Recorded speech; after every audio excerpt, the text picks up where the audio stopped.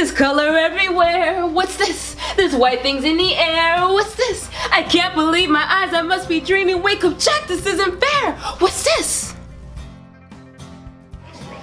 Hey, Apple Biters and Appletinas, this is Les, aka SistaSlaya, in conjunction with the Bit and Apple TV, and it came from the radio. We're here at the Haunted Bazaar Expo in Long Island, and I am here with the illustrious Mr. Marty Grabstein, who is the voice of Courage the Cowardly Dog, but he is so much more than that. We absolutely love talking to him. How are you doing, Marty, tonight? Hey, I'm good. It's good to see you. Oh, he's so good. He's glad to see me for the first time. Yeah. Well, we're making, can I look this way? I should talk. Sometimes we'll talk to you. Sometimes we'll talk to her. Either way. Yeah, either way. But he's not saying anything. He's just holding the camera. I know, but I'm like making believe that there's people out there and I'm saying hello to the people. There are people out there. Yeah, that's what I'm saying. I'm making believe it is, but I know there really are. They're all sitting behind their own little vendor thing, but we can say that they're our audience, okay? We can do that. I promise you this interview will get much better than this. I promise you. It's going to get better than this. It is always better. It's always good. So give me a little bit about how you ended up being the voice of Courage, how you got into the voiceover business, all of this. I mean, this is you're an interesting man. How did this happen for you? Well, thank you for that. The thing about the voiceover business in general, first of all, I'm an actor. I mean, what I did for love, when Courage the Cowardly Dog says that, it definitely resonated for me. Chorus line, all that. What I did for love. Lovely stuff. But definitely an actor, doing live theater, so much of it, independent films. Ultimately, somebody came to me, and I was actually doing comedy. I was doing some live comedy. I was doing sketch comedy around town with a partner, and we were doing a whole lot of it. And a friend of mine called me up, and there's a lesson in this somehow. Okay, let's hear it. You ready for the lesson? All right. The lesson is that what ended up happening is that I, was wondering where I need a little bit sort of a breakthrough to happen. I was sort of up against a wall with the industry, as people always find themselves. And the thing is, somebody said, I decided to get involved in this sketch comedy thing, and you'll be able to edit this in post, right? Oh, yeah, of course. Of course. Okay, because this is going on very long. Don't worry. I'm sorry, I'm not trying to steer this. It's an interesting story. This is all part of what the interview's all about. This sort of thing going on here. So anyway, what I ended up doing was I was sitting, I was actually at a job. I got a call from my job, and a friend of mine who hadn't spoken to me in 8 years said, Marty, I figured I'd give you a buzz. I'd give you a call. I just had the feeling that you were still around, that you were still in the industry. What did he think that you were like passé or? Not that I had died or anything, but maybe I had just passed on to some other level of mediocrity as opposed to the level I might have already been engrossed in or ensconced in.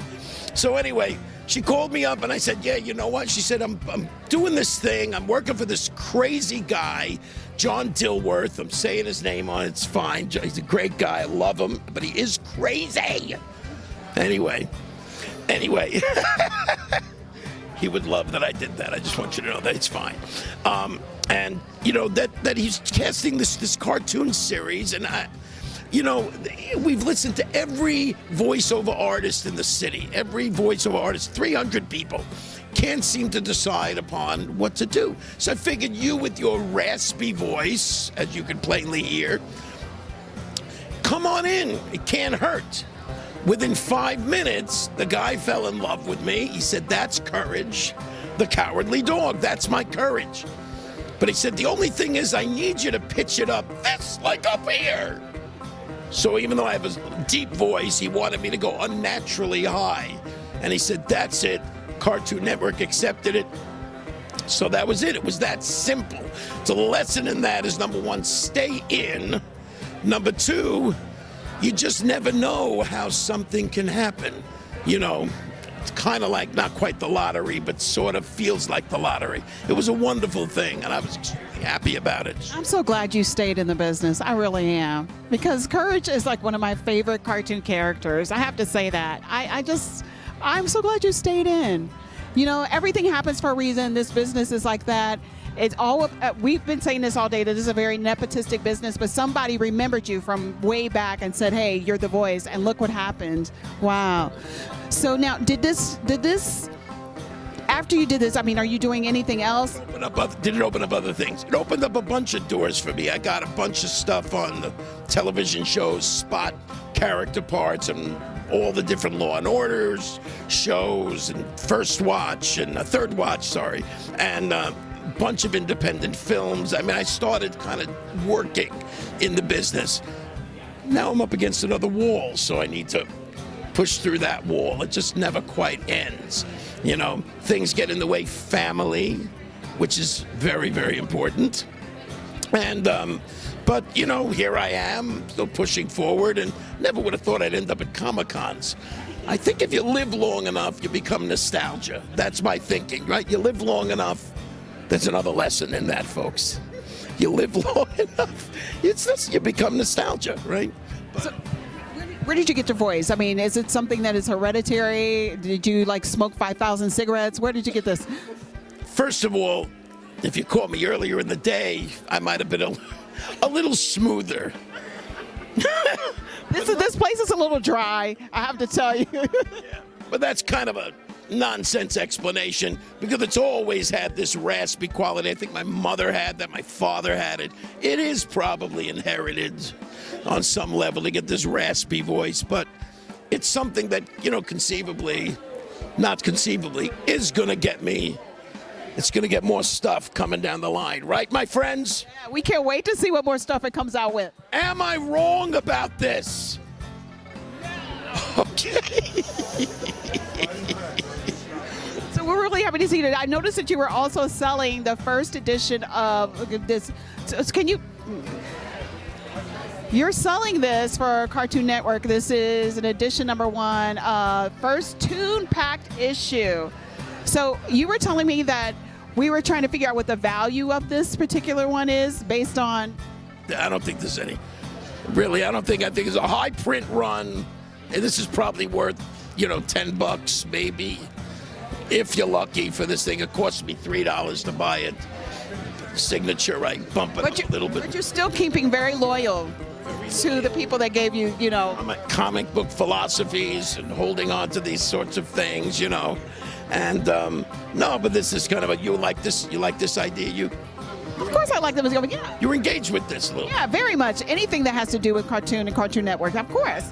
This was when they were, I feel, honestly, more creative guys. This was a very creative point in Cartoon Network's history. And I'm speaking out to anybody from Cartoon Network who's listening. Come back to some of this, guys. Come back. The people love this. I mean, a lot of people really love this stuff. You know, had stories. It was smart and intelligent, and it made you think, and you were quoting the lines like over and over again. Come on, guys. And it also, that's okay. I like that, though. A little humanity there. I like that. It employed, you know, some of the old, like, spirit of things, especially, like, even the animation, the money spent on the animation, the music of Courage the Cowardly Dog. Fabulous stuff. The music was beautiful, the way it was drawn, and the old style, none of that computer graphics, animation, which is so cold sometimes, don't you think? I agree with you. I mean, I don't know how they could take like a lion and 2 eyes and make that a cartoon nowadays. I know. It is pretty crazy the way they do that, you know. So, sad. So where can we find you? Where can we keep up with you, find out what you're doing? Okay, well, I do have a Facebook fan page. Marty Grabstein /Courage. Actually, just Marty Grabstein Courage. You do the slash, you're going to get in trouble. I mean, it's going to take you to another place.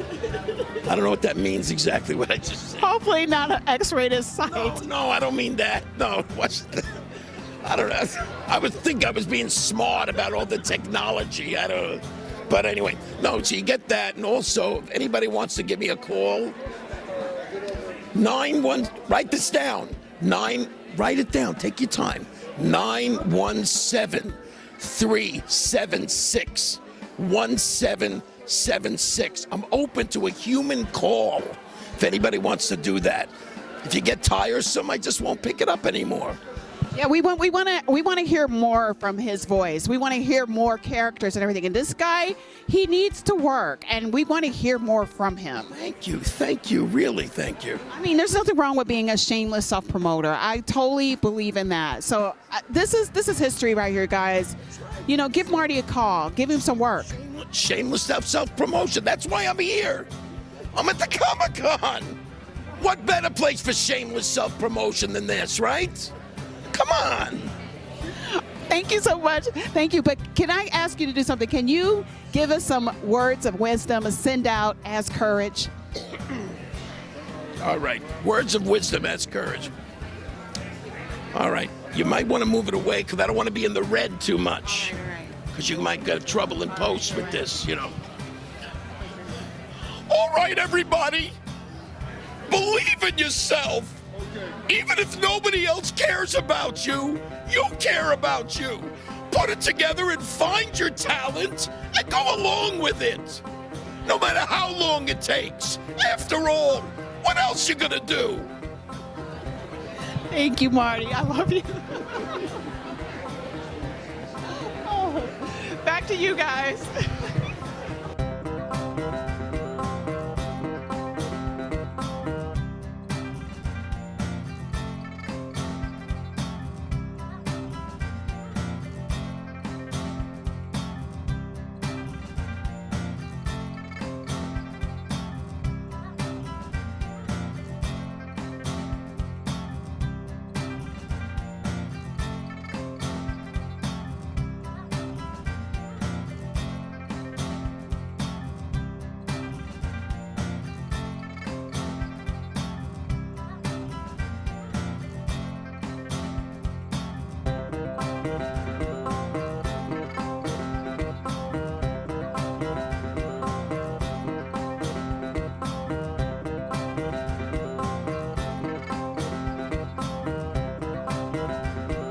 If you enjoyed our bizarre, crazy, wacky, bizarre, and haunted travels to the flea market out here in Long Island, please be sure to comment. Let us know what you think about what we found. And let us know if you thought it was bizarre enough or if you have a bizarre challenge. And while you're down there leaving a comment, you can feel free to click that button down there that says subscribe. And be sure to give us a thumbs up. You know, forever how many you can afford.